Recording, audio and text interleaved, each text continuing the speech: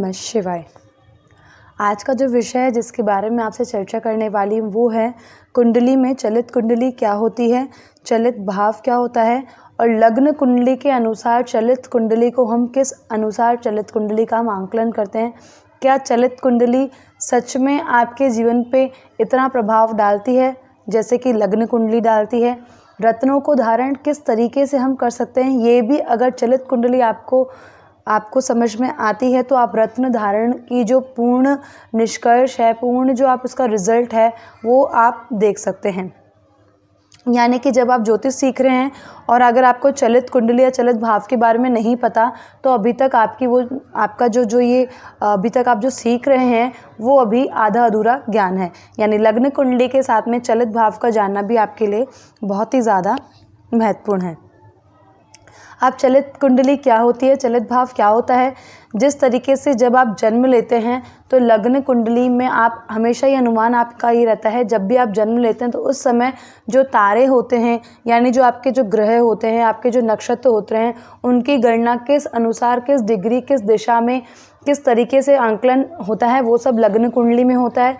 चलित कुंडली भी इसी का एक छोटा रूप है या मैं कह दूँ इसी का ही एक अंग है, जिससे आप जो ज्योतिष सीख रहे हैं उनको ये जानना बहुत ज़रूरी है। क्यों? क्योंकि जब तक चलित भाव या चलित कुंडली के बारे में आपको नहीं पता, आप कुंडली का पूर्ण निष्कर्ष नहीं निकाल सकते।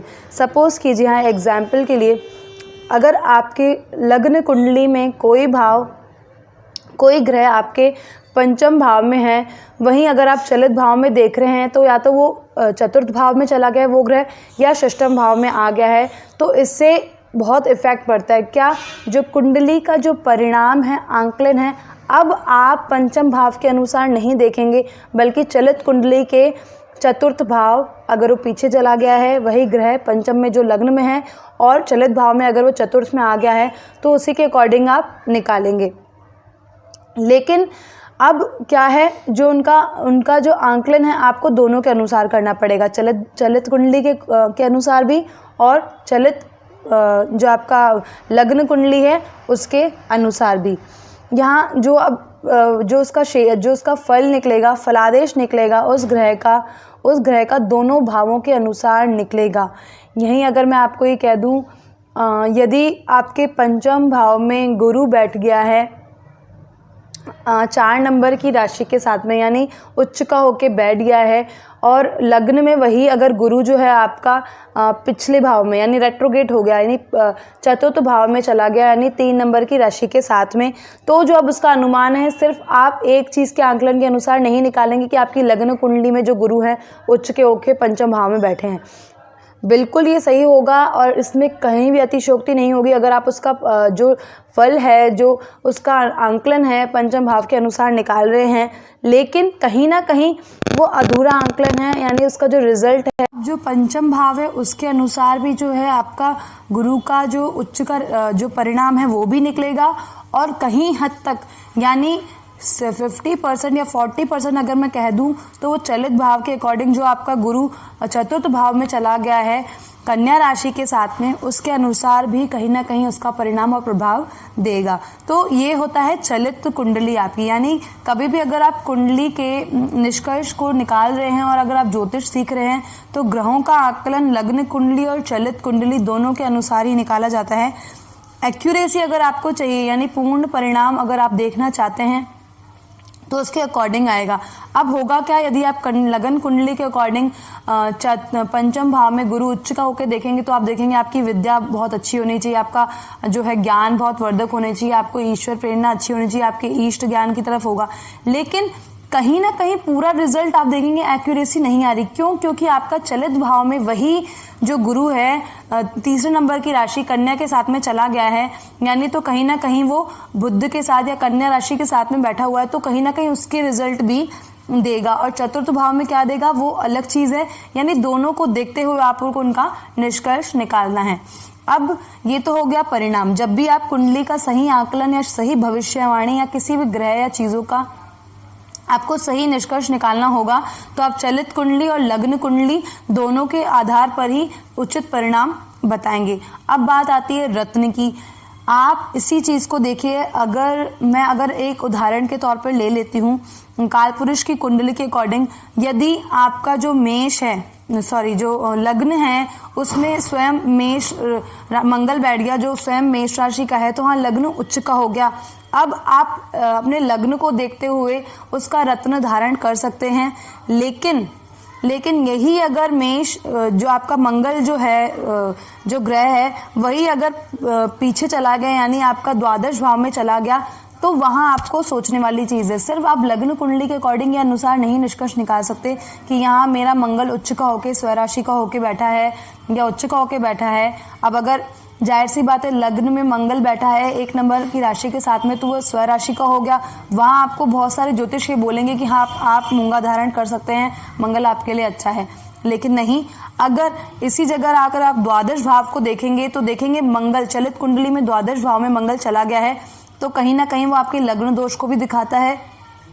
तो ये पूर्ण निष्कर्ष नहीं होगा कि आप उसका रत्न धारण कर लेंगे। होगा क्या, जब आप रत्न धारण कर लेंगे कुछ समय के लिए तो आपको काफ़ी अच्छा रिजल्ट दे सकता है, परिणाम दे सकता है, लेकिन मंगल की दशा अंतरदशा में, यानी उस समय आपको क्या होगा, बहुत ही ज़्यादा मानसिक प्रताड़ना हो सकती है। आपको उस समय आपको शारीरिक कोई प्रॉब्लम आ सकती है, आपके ऊपर कर्जा कोई आ सकता है, आपको ब्लड रिलेटेड कोई इशू आ सकता है, हेमोग्लोबिन या बहुत सारी जो चीज़ें हैं, या आपने कहीं निवेश किया तो उसमें आपका कर्जा या डूबता हुआ पैसा आप देख सकते हैं।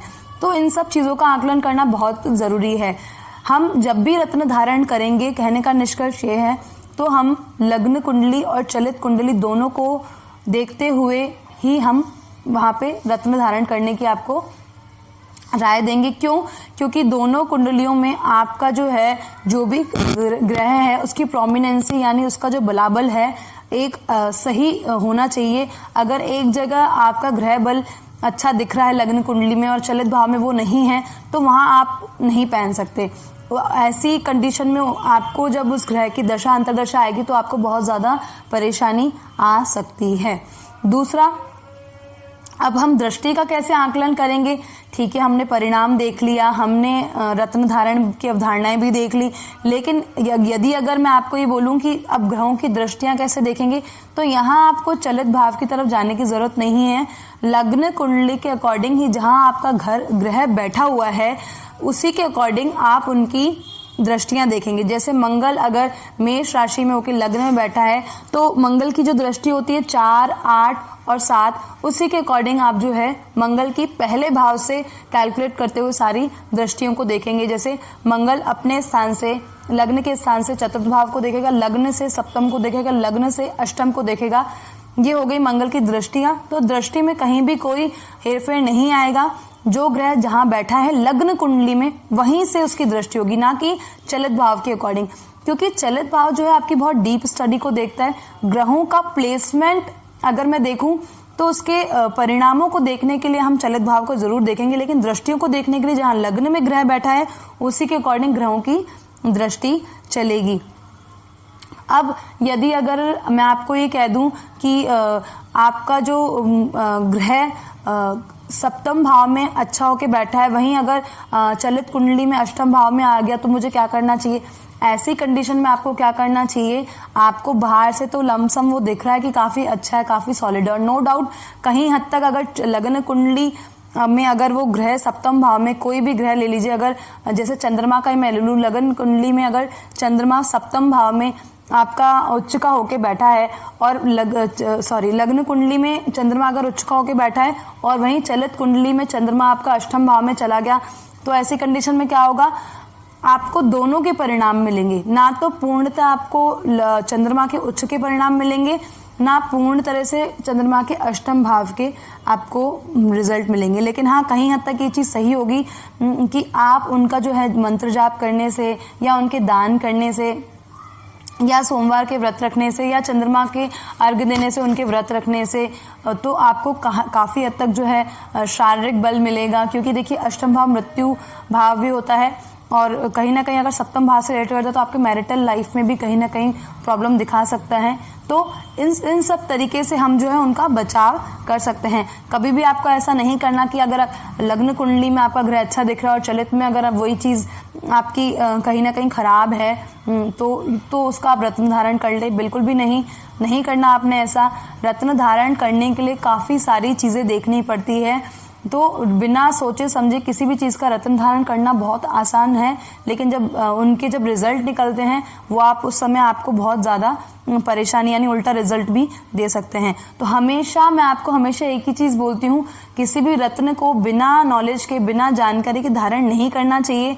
और अगर आप ज्योतिष सीख रहे हैं और अगर आपको आज चलित भाव ये यहाँ पे समझ में आ चुका है, तो किसी के पास जाने से पहले आप क्या करेंगे, खुद ही अपना चलित भाव और लग्न भाव देख लेंगे, उसके अनुसार अपने रत्नों को आप जान सकते हैं। इसीलिए जब भी आपको रत्न धारण करना हो तो बहुत ही सोच समझ के धारण करना होता है। बजाय इसके हमेशा आपको मंत्र साधना और दान और उपाय और जाप की तरफ जाना चाहिए, क्योंकि हमेशा मंत्र जाप का पॉजिटिव रिजल्ट ही मिलता है, चाहे आपका ग्रह योग कारक है, चाहे मारक है, चाहे अच्छी कंडीशन में, चाहे कैसा भी है। लेकिन अगर इसके अपोजिट अगर आप कोई रत्न धारण कर लेते हैं बिना जानकारी के, तो हमेशा याद रखिए वो अपने अच्छे परिणाम से पहले बुरे परिणाम भी दे सकता है। ये थी छोटी सी इन्फॉर्मेशन चलित कुंडली और आपके लग्न कुंडली के बारे में। तब तक के लिए प्रणाम। ओम नमः शिवाय।